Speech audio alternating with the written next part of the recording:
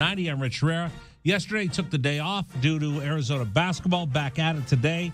Thanks for joining us. We've got a lot to get to on the program this afternoon. Where shall I start? I will be honest with you. Today we're going to fly by the seat of our pants, folks. I know it's hard to believe, but JW and I have a rundown before every show of what we're supposed to do in each segment. Today, it's more of a suggestion. To be candid with you, I've been running around like a chicken with my head cut off all day. It feels to me like you've got 3 or 4 really good interviews lined up, and then you and I will just chat during the rest of the time. Well, and do you get allergies? Do I know? I don't. I'm lucky. My allergies are killing me today. So it feels like I've got a cold, but I know it's allergies. So with that being said, thanks. Welcome to the program. So here's what I have planned for you. We're going to break format today. Like I said, we're going by the seat of our pants. Normally, in the first segment of the show, we kind of set everything up. I tell a couple jokes. I juggle chainsaws. Maybe I stick my head in a lion's mouth. I wrestle gators, whatever we're going to do. Today, we're not going to do that. Today, we're actually going to do an interview in the first segment, which we normally never, ever do because it breaks all the rules that I was told when I learned how to be a talk show host. But today, instead, we're going to do something different. Becca Moros is going to join us. She's Arizona's soccer coach. We haven't had her on for a while. She's got a bunch of stuff going on today. So in order to get her on the program, I said, we're just going to break the show today and go in a completely different direction. I think when your rundown, is set for most days, then when you have VIP guests and they can only come on at a certain time, Rich, then you adapt. I think that's what's happening. Is that what today. It is? Yeah, we adapt. You're making it as easy as possible for people that you'd like to have their voices on the radio to be able to make themselves available at their convenience. Well, she is a VIP. Of course, yeah, of course. She is a VIP, so yeah, we're gonna break everything just to have her on. So she's gonna come and join us here in about 3 minutes. So again, like I said, she's special. So we'll have her come on to begin the program. Let the games begin. So we throw everything out to heck in a handbasket. But I will tell you, we'll have comments from Tommy Lloyd after last night's ball game, the exhibition game against Western Oregon. They won 91-61. J.W. Madden, who's part of our pregame show crew, will break that down for us on the program. I don't know if you knew that or not. Yeah, I'm always here to break down basketball, Rich. You know me. Well, I know. That's why I just wanted to just throw that out there and make sure everybody knows. I'm your huckleberry. That you'll be in charge of breaking down the game for us, because I was watching the World Series going back and forth. Yeah, it was a Division I top 25 ranked team against a team in Division II picked 8th in their conference. That's what that was. It's not my fault. Nope. Dave Hickey normally joins us on Tuesday, but we didn't do a show yesterday, so he'll join us today at 4 o'clock.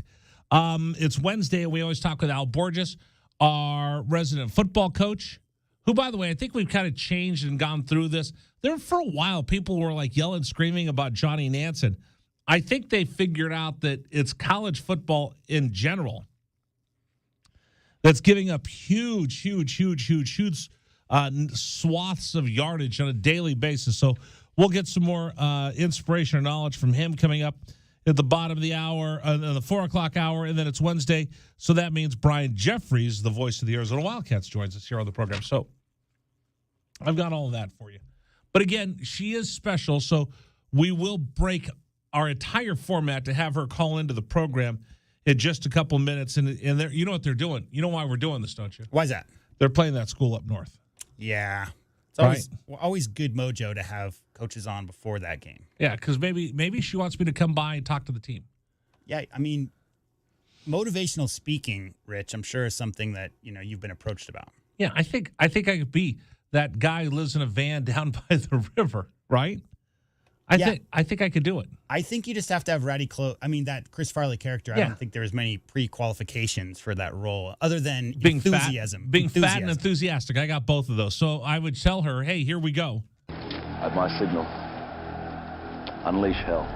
I think I could do a full, let's get fired up and get after it and win. All right, so normally we don't do this. We never do this. I don't think we've broken format for this radio show since we begun. I never put a guest on in the very first segment of the show, but you know it's special when we do something like that. Don't you have some kind of a line that you keep open for emergencies or for celebrities? I'm both. I'm a celebrity in an emergency. So we are going to break the program today to bring on Coach Moros, Becca Moros, Arizona's women's soccer coach, joining us here on Wildcats Radio 1290. Bear down, Coach. Bear down.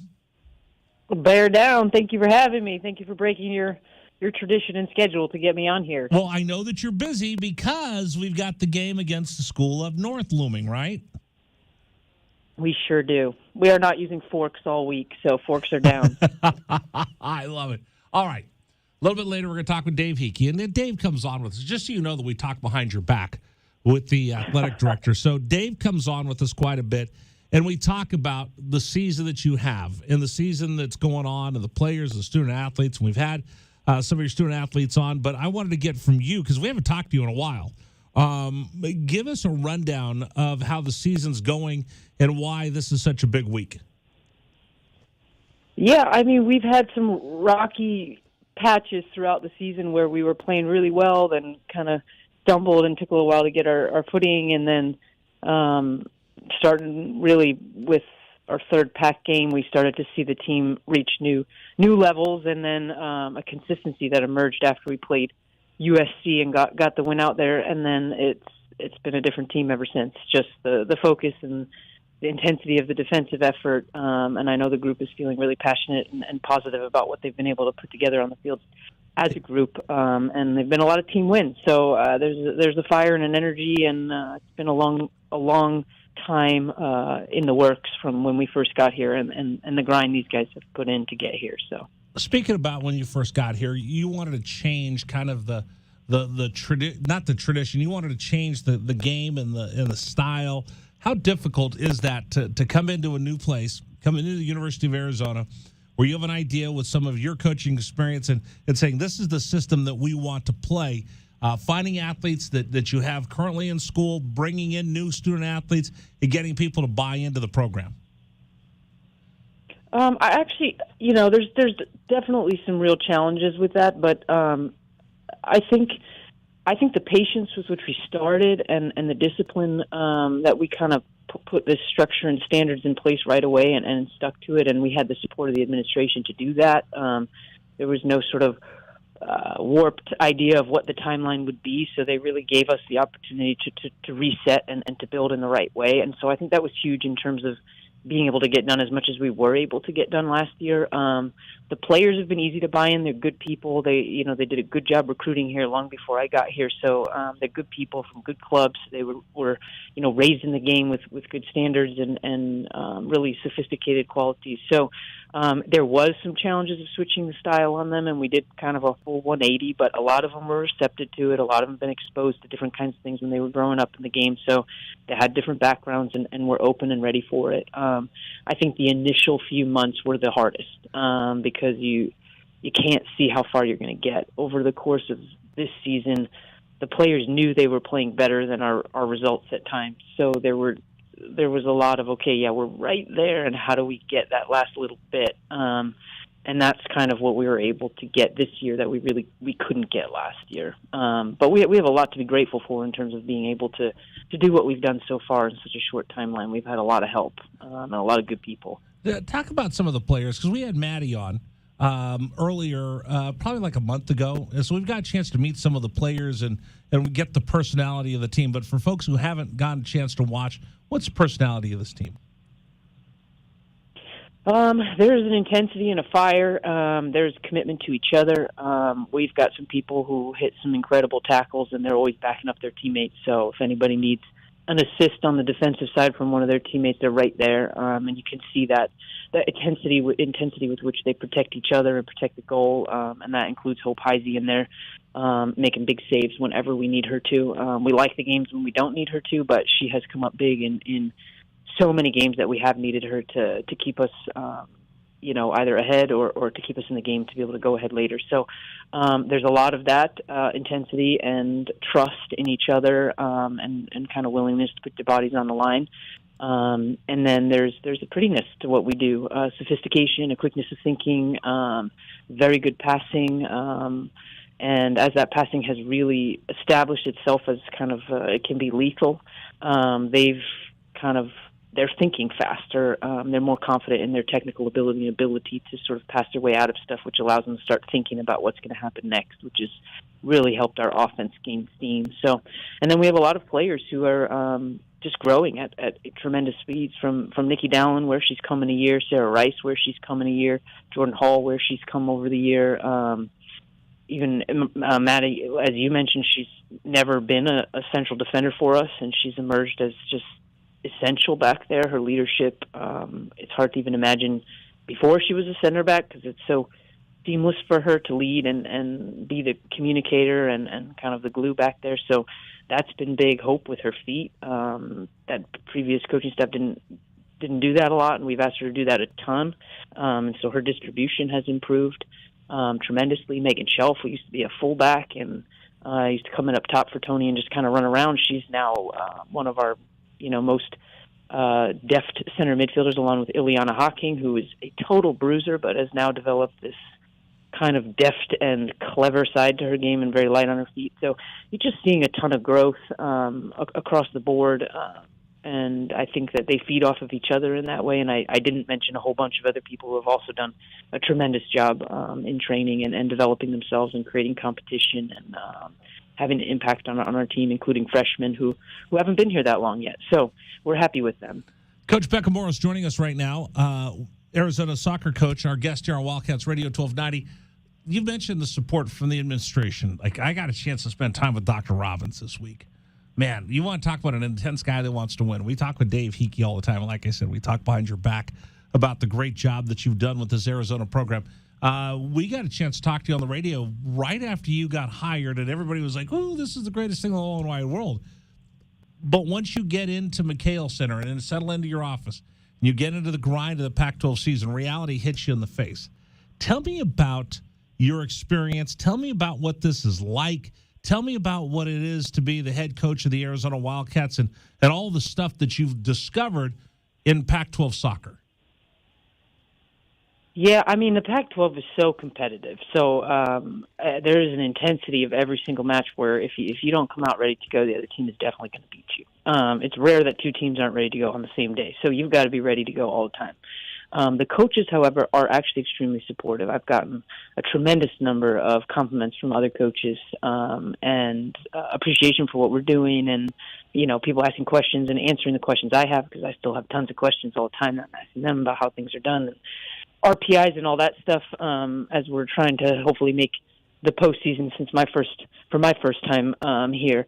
And then from inside the University of Arizona Athletic Department and the family that's there, I mean, all the coaches are working around the clock on their programs, but make a point of paying attention to what each other's doing, supporting each other, taking notice of the growth and accomplishments within each other's programs. So there is a real camaraderie there and a family. And, when you're all working that hard, you kind of know what each other's going through. So that support can really lift you up. And you need people who kind of know what you're going through and can be there for you in those moments. So I think that's been a really special thing. And I know it's always a fine line between how hard you're working and making sure you do have some social life and interacting with each other. And I know that the administration and athletic department tries really hard to create those environments for us to get to spend time and take a minute away from the grind of recruiting and coaching and all that stuff. So I think University of Arizona is a really special place, and I think the athletic department and being a head coach here is probably one of the most special things. So I feel very lucky that it's been the experience that I've had so far. I'm going to flip the script, because a lot of times I'd ask, well, who comes and supports you? But we know that, it's an open door. You can walk into Dia Barnes' office. You can walk into Mike Andrea's office. You can walk into Tommy Lloyd. You can spend time with Jed Fish. My question is, what other teams have you taken an interest in as a fan and a supporter of? Where have you been? Who have you gotten to know? And who do you like to go watch inside the Arizona Wildcat family? Well, I have to say, last year I probably didn't watch as much as I would like to. I made it out to everybody's games at least once, but I've been really impressed watching gymnastics. Is something I never saw other than, you got little kids' parties and you've got the Olympics. So seeing such high-level athletes still developing and all that stuff it's pretty neat. And there's nothing like watching that live versus, on TV when you can't tell just how grueling and death-defying some of the stuff they do is. So that's been neat because I never had that experience to watch college gymnastics before. Volleyball, I loved volleyball when I was in college, so I've gotten to go out to a bunch of their games and watch them whoop up on some people, which is fun. Both the basketball teams, I have a really good time watching basketball just because I grew up with a little bit more of it. I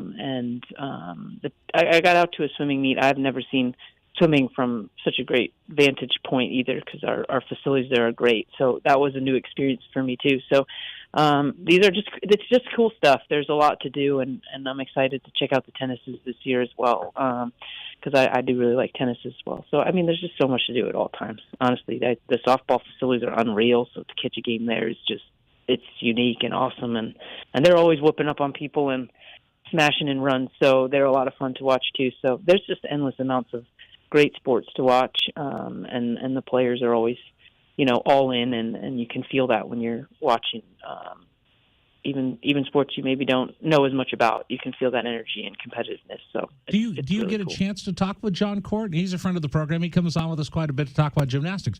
Can you spend time with him? Do you get to learn things from him? Yeah, John was one of the first people that I met who kind of sat with me at breakfast right after I took the job, and we have some overlap in our departments or our programs. So we share some support staff and things. So he's been really supportive, and obviously he has a ton of experience and wealth of knowledge. So he's been helpful.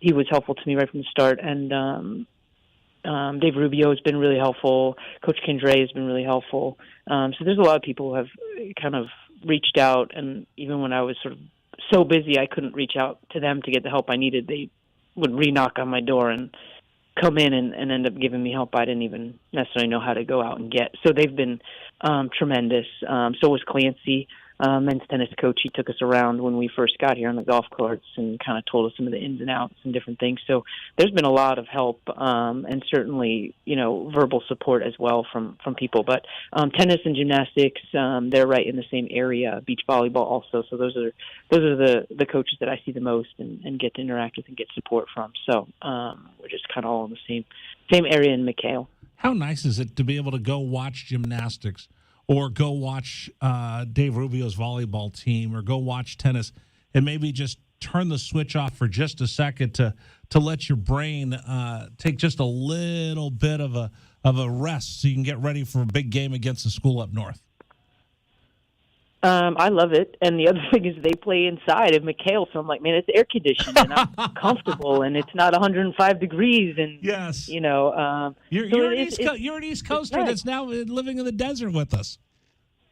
It's true. I've played in some hot places. I spent a season in Houston, and that was, treacherous as far as the humidity goes and the heat. So I don't mind it. But when you go sit in an arena and then you're like, oh, man, this is relaxed. I'm not sweating with the players right now. So don't worry, it's a dry heat, Coach. It's a dry heat. We don't. It's not as bad as the humidity what you get down in Florida. 100%, I agree, and I'm not complaining. I'm so Tucson adjusted. I'm freezing cold everywhere now, so I don't even notice it anymore. All right, so our community, since we haven't got a chance to talk to you for a while, what have you taken up in our community? What have you got to see and do, or what are some of your favorite things around here? Oh gosh, I'd be lying if I did enough. I have just been working a lot, but I like the food scene. I've enjoyed kind of going around with different folks. I try to do something social every week if I can, which I don't always succeed at, but at least I get to every 2 weeks. But I have eaten at a lot of very good restaurants, which I didn't know Tucson had such a good restaurant scene. Are you so a that's foodie? been fun. I wouldn't say I'm a foodie, but I do enjoy the socializing around good food. Okay. I like to have that conversations and to be able to sit for a little bit longer dinner than you have when you're having a bowl of cereal by yourself after practice, but to kind of have that ambiance and just kind of chat comfortably somewhere else where someone's going to do the dishes. So I do really enjoy that. But yeah, there's some really good food here and a lot of great outdoor dining, which is, I think, just pretty cool. Tremendous. And it's neat. Yeah. I mean, you can just be so comfortable and it makes you feel like maybe you're in Europe somewhere or something. And I don't know. It's really nice. And I've enjoyed being outside at all times of the year here. So Have you gotten used to having great Mexican food anytime you want? yes, we do eat quite a lot of Mexican food, and there's a lot of stuff. I mean, I feel like you could change it up and eat Mexican, 4 days a week, and you're eating something different every time. So we do eat a lot of Mexican food. The team eats a lot of Mexican food, and it's never gets old. So yeah, hey, listen, it's a great recruiting tool. Look at all the great food that we have down here in Tucson, right? It is. We try to take recruits around and take them to different areas, and there's funky pockets that you wouldn't even realize are there, and you can go kind of see something different, and then you get up towards the mountains and show some views and different things like that. So Tucson is a wealth of experience on a short recruiting trip. All right, I've kept you way too long, but we do have to talk about the big game coming up this weekend against the school up north. Set the scene for us. Yeah, I mean, they're having a good year. We're kind of neck and neck in the pack. We're both gunning for opportunity to play in the postseason, which I think we're both right there. I know for us, we're 1 point behind Cal, so Stanford takes care of Cal this weekend in their rivalry match, and we can do our business, then we could bump all the way into fourth place, which would be unreal. So I know there's a lot on the line for us, and I think they're in the exact same boat. Style-wise, there's some good similarities and some differences between the teams. We've been playing the same formations. We both really like having the ball, like possession, and like to be in control. We've got they have one big-time scorer, but similar to us, they've gotten goals from a lot of different people. So their team attacking tactics have been strong.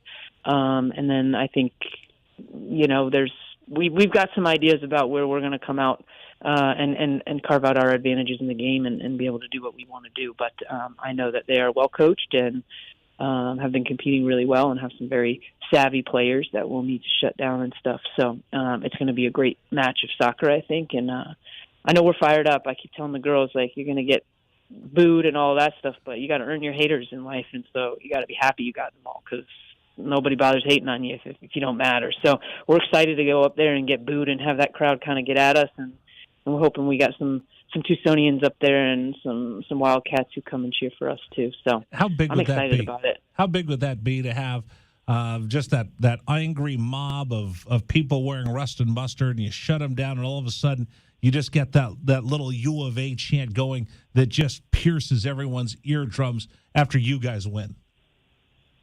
It's perfect. You can't ask for anything more.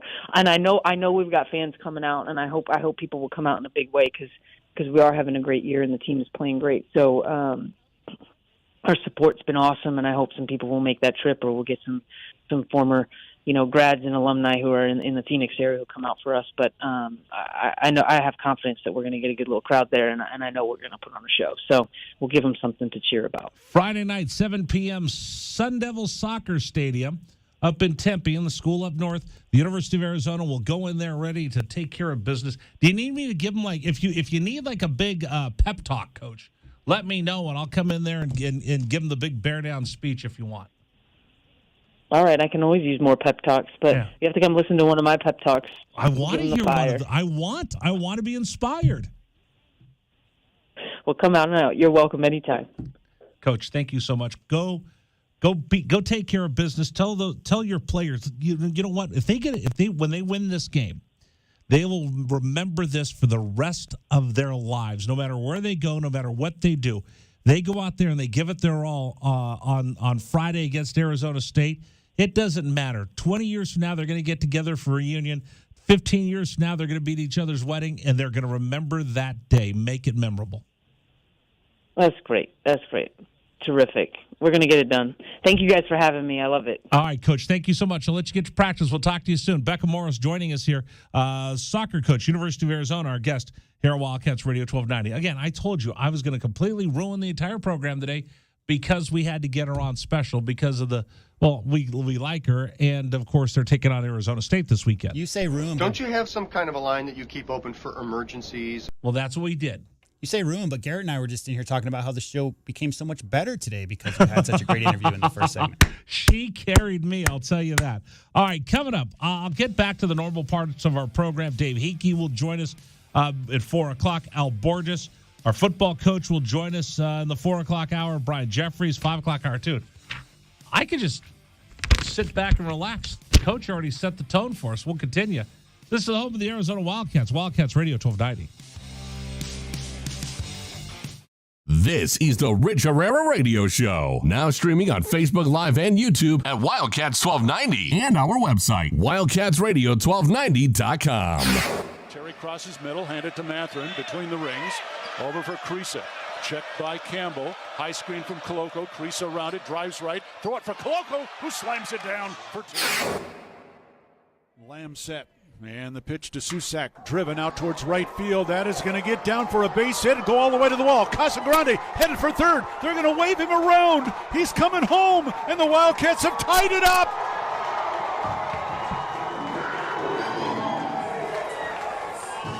Susak with an RBI double to right center. And we're still playing ball.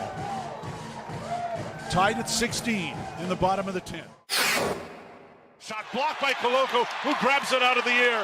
Ahead to Dalen Terry, Arizona with the ball, minute 30 to go, and a 6-point lead. Juzang working right, drives to the bucket, put up, blocked by Koloko, grabbed by Larson.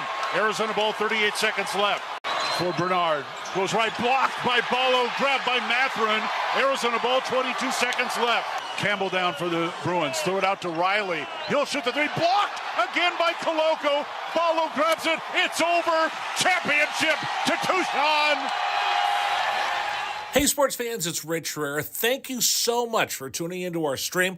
We'll be back in just a bit. Until then, how about some Arizona Wildcat highlights? Fourth down and less than a yard. Trojans will go for it in a tie game. Slovis out of the shotgun. Step to his left. Step the handoff. Into the backfield and drop.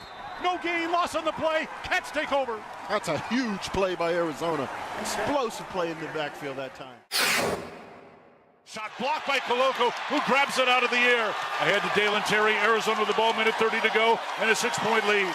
Juzang working right, drives to the bucket, put up, blocked by Koloko, grabbed by Larson. Arizona ball, 38 seconds left. For Bernard, goes right, blocked by Ballo, grabbed by Mathurin.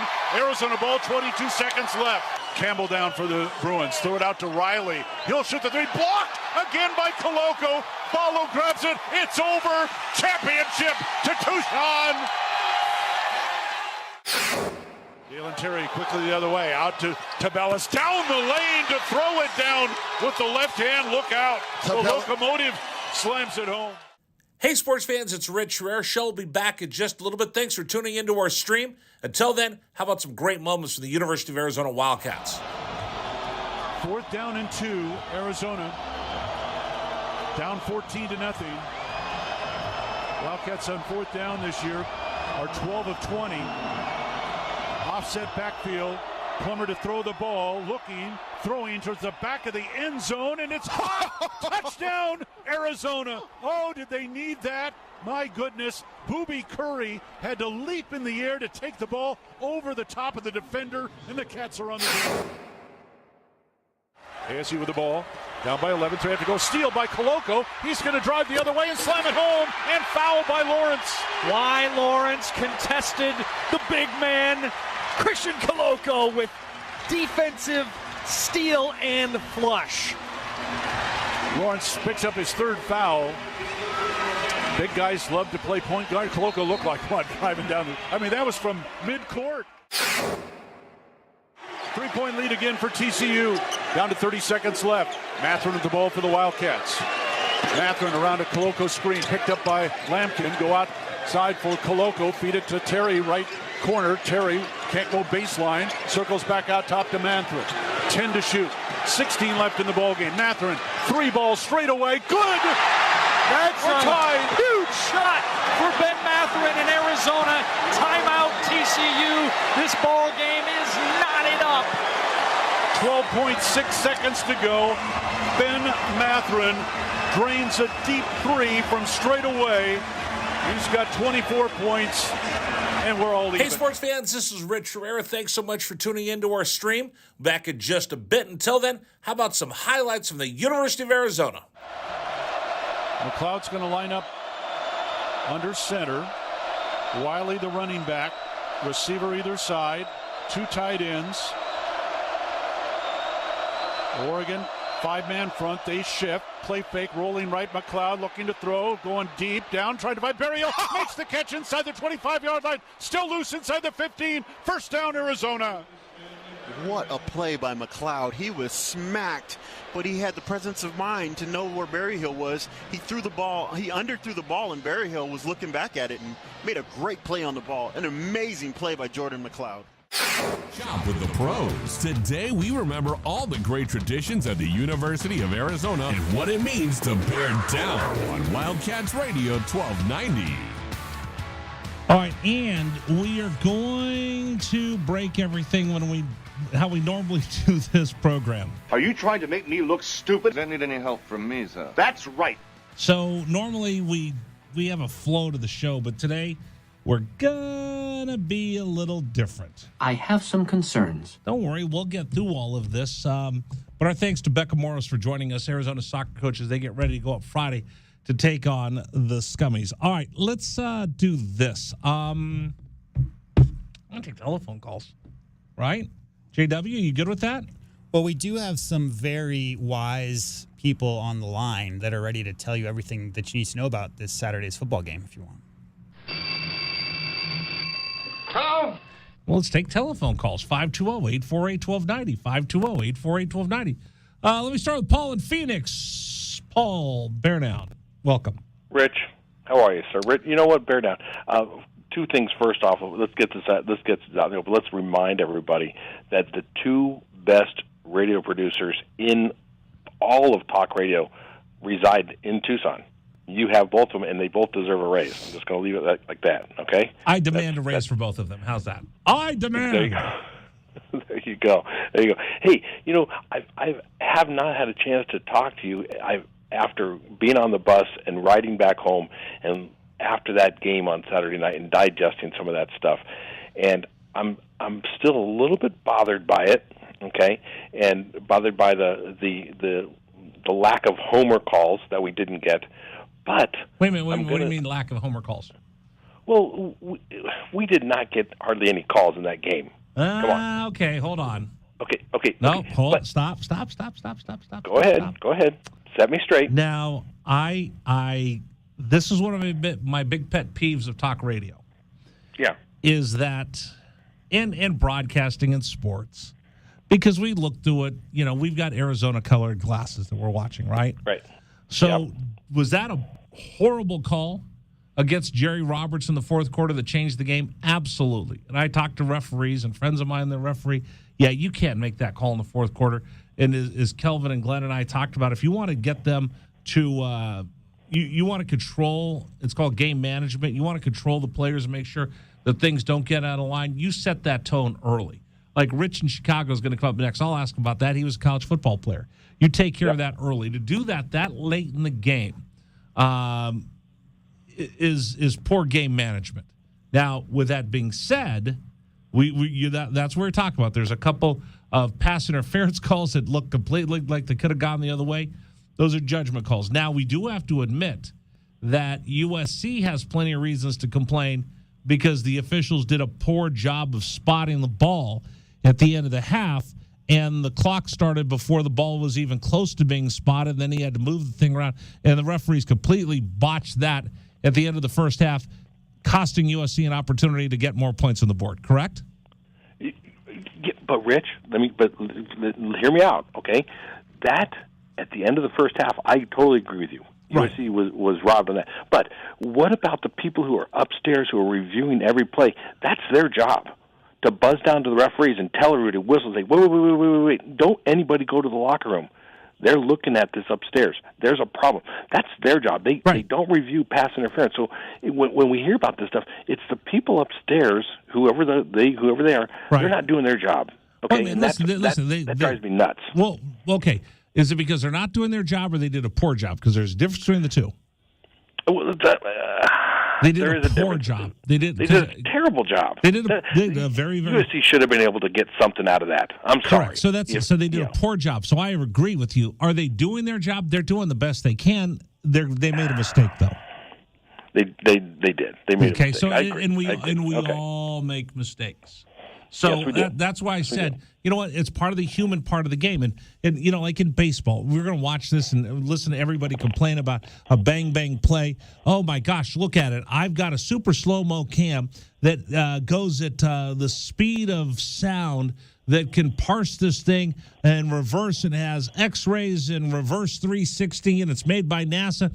And it showed that this runner was safe by 1/55th of a centimeter minus the power of pi or something. And everybody goes, how did that umpire? It's a little different in real speed. But I get what you're saying. I do want to point out, though, that the referees had poor calls that went against both teams. Yes, I think that's fair. That's what I'm going to say. But so let's do this. Let's wash that from our palate, okay? Right. And let's. I'm going to ask you a question real quick. Do you have a status on Jonah Coleman? No, nor will we get one. Okay, that's good, because we're going to go full Kyle Whittingham, okay? And we're not going to tell anybody.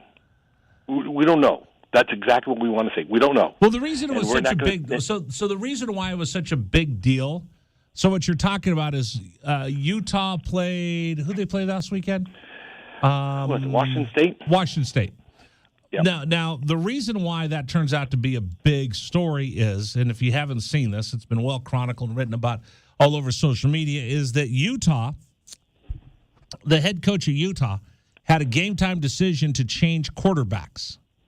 And instead of going with Cam Rising, who wasn't able to play, they went with the backup.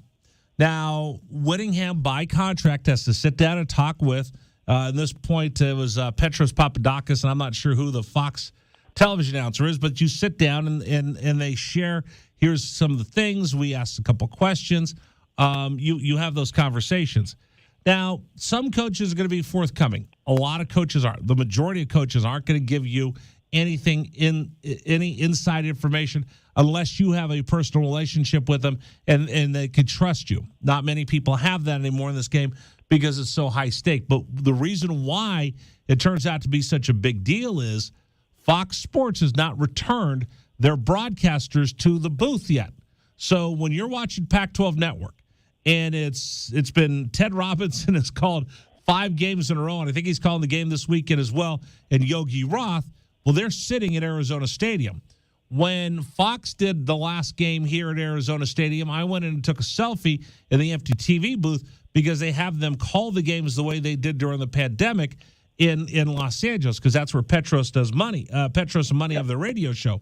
So what happens is, unless you actually invest the money and have people come to the game, when those last second changes go, you don't know. There's no truck there. There's no one there. There's no one working.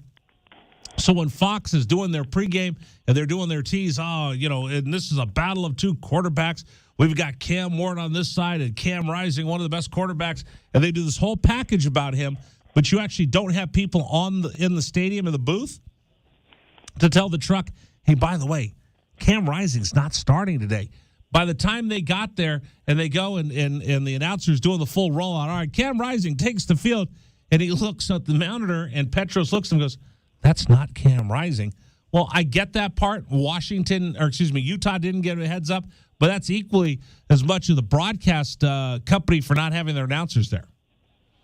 So then you bring up the next point, which is not even a point I was going to bring up, but do we want to be partners with that network for our conference? Do, re, mi. There you go. You know what that means? So, rat poison. What does that mean? It means show me the money. Show me the money. So here's the thing. Show you the money. If they pay enough money, they can do whatever they want. Now, and I've been on both sides. So I've been the rights holder. I've been the rights holder where I paid the money to the team and I make some kind of demands.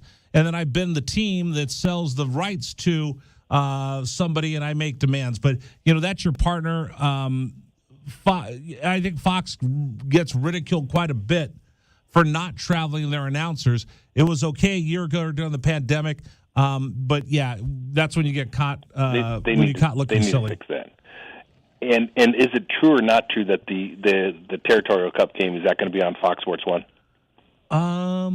Great question. JW's frantically looking that up as we speak. Now, okay. I don't. So here's you know what? I don't think it's been. Let me double check. There's one source I can look at. I don't think it's been chosen yet. I know it's a 1:00 start.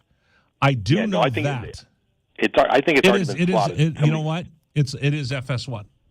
See, so they better have their you-know-whats in our stadium. Do you think they will? They better. They better. Or we don't tell them anything. Don't tell them anything. But for this Saturday's game, it's going to be cold. We will know that. That's a fact. I don't think it's going to be bitter cold. We won't be bitter cold. It'll be chilly. It'll be colder for us. But no status on Jonah, please. No status on Dorian Singer. Well, okay, hold on. See, you've been listening to too many people that aren't me. No. I'm not listening. But people respect your opinion, so I have to explain to everybody this. In college football, I don't have to do a injury report.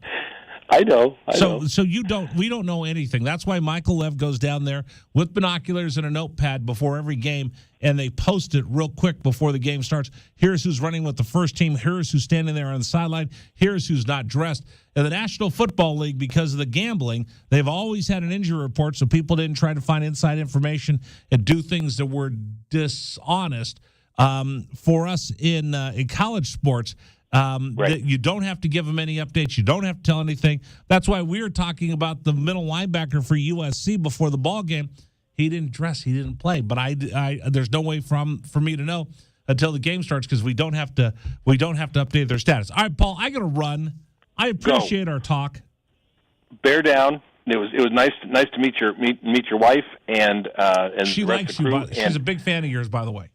I'm a fan of hers because she's a fan of yours. How about that? She puts up with me. Let's talk on Friday. I'll give you my airtight prediction on Friday. You're going to be surprised. I like it. Get out of here. I appreciate it. Thanks, man. Bear down. Bye. All right, coming up next, I'm going to get Rich in Chicago. Hold on, I got to take a quick break. We'll come back. Again, this is a No Rules Wednesday. Wait a minute, isn't that the Outback Steakhouse slogan? No rules. We don't need right? rules. We don't need your stinking rules. We'll continue with It's 1290. This is the Rich Herrera Radio Show. Now streaming on Facebook Live and YouTube at Wildcats 1290 and our website, wildcatsradio1290.com. Terry crosses middle, hand it to Matherin between the rings. Over for Creasa. Checked by Campbell. High screen from Koloko. Creasa around it, drives right. Throw it for Koloko, who slams it down for two. Lamb set. And the pitch to Susak, driven out towards right field. That is going to get down for a base hit and go all the way to the wall. Casagrande headed for third. They're going to wave him around. He's coming home, and the Wildcats have tied it up.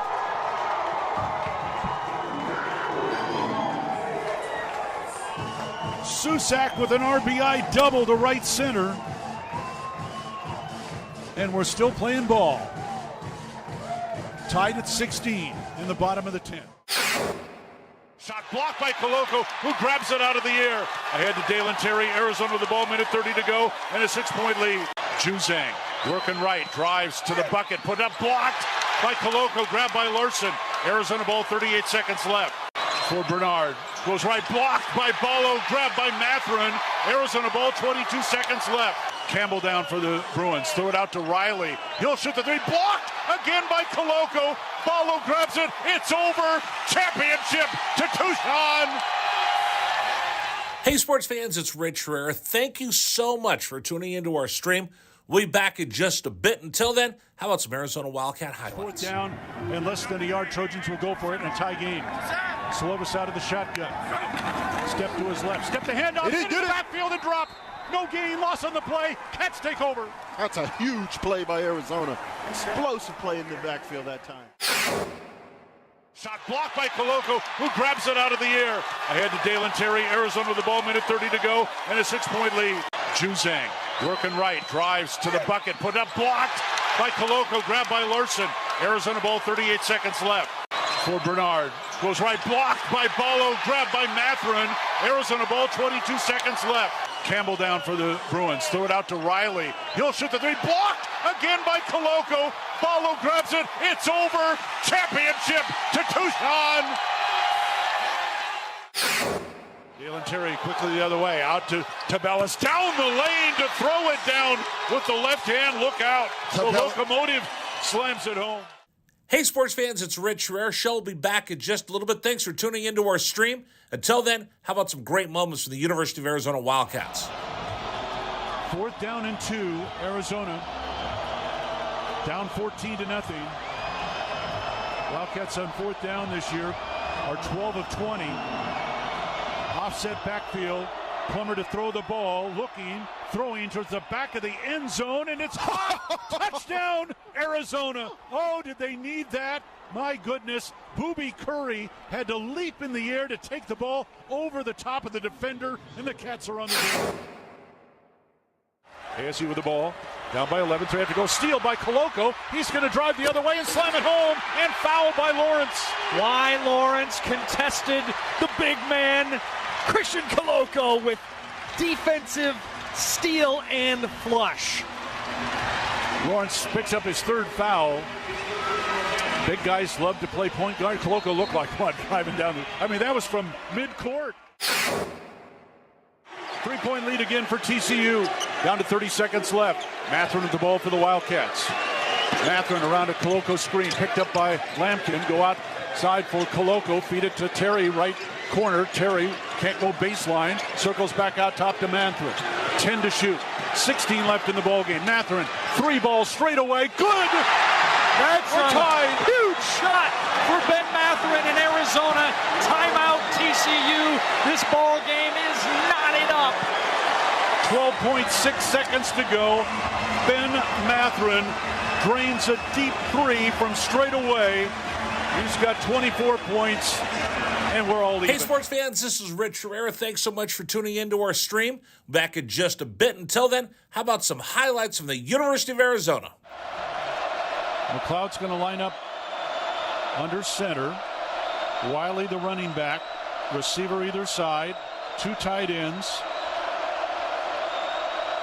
Oregon, 5-man front. They shift. Play fake, rolling right. McLeod looking to throw. Going deep. Down, trying to find Berryhill. Makes the catch inside the 25-yard line. Still loose inside the 15. First down, Arizona. What a play by McLeod. He was smacked, but he had the presence of mind to know where Berryhill was. He threw the ball. He underthrew the ball, and Berryhill was looking back at it and made a great play on the ball. An amazing play by Jordan McLeod. Brown will take the snap a yard deep in the end zone. Straight back to throw. Has some time. Steps into the pocket. The Wildcats have got him for a safety. Second safety Arizona has recorded this season. It's a 24-12 ball game, and the Cats will get the ball. That's big. Today, we celebrate what it means to be a Wildcat and how important the Cats are to our community. This is Wildcats Radio 1290. All right, thanks for joining us, everybody. It's Wildcat Wednesday. I'm Rich Herrera. It's brought to you by PGA Tour Superstore. Coming up in about 12 minutes from now, we'll have Dave Hickey coming up at 4:30. Our football coach, Al Borges. Then at 5 o'clock, we have Brian Jeffries. For right now, let's go to the phones and talk to Rich, who's standing by patiently in Chi-Town. Hello? Rich. Hey, how are you? Bear down. How are you? How are you, buddy? I'm doing well. I just got back from the cocktail party last week. I was in Jacksonville for the Florida-Georgia game. Oh, for the world's largest cocktail party, which they're telling me I'm not allowed to call anymore, but I don't care. I'll call it what I want. Well, no, you can, and I've got a bunch of tickets every year. I had 12 this year, and it's split down the middle. So I brought a bunch of Chicago rookies, and they just couldn't believe the scene there. Yeah, we lost the game, but we won the parties. We came in first in parties. I usually try to do that. That's the one thing I can't control. All right, what's on your mind? What do you got for me? Because I haven't talked to you in a while. No, I've got some good stuff for you. I thought your last caller was amusing, and he seems like a nice guy, but that is exactly the difference between being a fan and being a player or a coach about complaining about referee calls. You wouldn't believe the calls in the Gator Bowl, the Florida-Georgia game. But you know what? Look, if you can't beat them straight up, because they tend to equal out, as you know, but there were some backbreaker pass interference calls. We were down 25 points in the first half and cut it to 8, and we outscored Georgia 17-0 in the third quarter. Wow. We just came. And then ran out of gas and got beat by 22, two late touchdowns. But the Gators were a dog by 22.5, so I covered by half a point. I'm happy with that. I'll take that. All right, but I couldn't help but think about you guys. There are so many similarities between what Napier is doing at Florida and what Jed's doing at Arizona, in terms of being young, getting better every game, and playing extremely well. But the future is really kind of ahead of you. The defense is a problem, and it's the same thing with you guys. If you can shore up the defense, the offense is fine. Florida's offense is okay. They put 20. I'm trying to think what they put on it. 20. They got beat 42-20. They put 20 on Georgia, and Georgia's got a very good defense. But Tennessee owes us an assist on this. We took out 5 Georgia guys in this game, 3 of which were starters that aren't playing Saturday. So if your boys want to make some money, when I saw the line, first of all, let's show you how screwed up the college football seeds are. They've got Tennessee at number 1. That's not the screwed up part. How about this? They opened as an 11.5-point underdog in Athens Saturday. They're down to 8.5. Now, you tell me, if they're the number 1 ranked team in the seed, why are they an 8.5-point underdog to Georgia? Right. So what's going on there? Well, I think the injuries. That's why I said Tennessee owes us an assist. Their 2 best defensive players we knocked out, one for the season and the other for 6 games. They're not going to be playing Saturday. So smart money, if you want to make $1 gazillion, take Tennessee and hammer them. I think they'll beat them straight up. All right, I like that. Florida's played both schools. I've seen them. That's why I was going to give you a little hint to go back to you guys. Playing Utah, we beat Utah. The other thing I wanted to point out, which kind of speaks to the earlier callers talk about, we didn't get any home calls. I looked up the top 10 toughest home field advantages, and it's ranked for the last 10 years. Mm-hmm. You guys have one team in the top 10 in the Pac-12. You want to take a guess at who's got the strongest home field advantage? They're in the top 10 in the country. Oh, I don't know. They're ranked 8th. It's Oregon. I was going to say Oregon because I know it couldn't be USC because they've had some bad years lately. Well, you ready for who's number 1? This surprised me because I tell you what is really surprising. This is for the last 10 years, and I can understand why Florida and Tennessee aren't in the top 10, and they're not. But get this, the top 4, the number 1 school for home field advantage is Clemson. They're 65-3 at home in the last 10 years. Wow. Can you believe this? 65-3. Oregon's 55-10. I will take that. Yeah. So I'm not real worried about Oregon. When you look at Utah, when you look at, you guys are a 17.5-point dog. The reason you've got a lot of fans in Chicago and now in Florida, I put everybody on you guys against Southern Cal, and you covered against Southern Cal. I didn't see the game, but you must have played them tough. Well, I mean, listen, it was a 2-point game late. They played tough. They ran with them, but Arizona got a punt late, and they score enough that it's hard to beat them by 14 points. It's hard to beat them by more than 2 touchdowns because they will put up points. Well, that's why. You got 17.5-point line against Utah. I take Arizona, get the 17.5. You might lose by 2 touchdowns, but you're not going to lose by 2 touchdowns, a field goal, and a hook. Well, that's the reason I said no one's going to beat Florida by 24. Right. I'll beat them by 21, but I don't know if I can beat them by 24. No. They cut it to 8. It should have been a closer game. The score is very misleading. Absolutely. As it is in a lot of games. There's a lot of backdoor touchdowns, garbage time, and, teams that don't have as great a depth, and that would be you guys against Utah because they are deep. They are deep, and Arizona's going to run, and that's normally what happens when you have a team that's in the top 20 and you have a team that's not. It's not that their Jims and Joes are better. It's they're deeper and can rest guys, and your guys are sucking wind by the fourth quarter, and you don't have anybody to come in behind them. Did you ever have the lead on SC in that game? I didn't see it. Yes, it was back and forth. It was close. It was a 1-point game. They got an interception and pulled ahead. Then Arizona came back. So it was really close. Hey, Rich, I got to run because we're against the top of the hour, but thanks for calling. I'll talk to you soon. Sure. All right. Take care, buddy. All right, coming up next, Dave Hickey, Athletic Director, University of Arizona, joins us next here on Wildcats Radio 1290.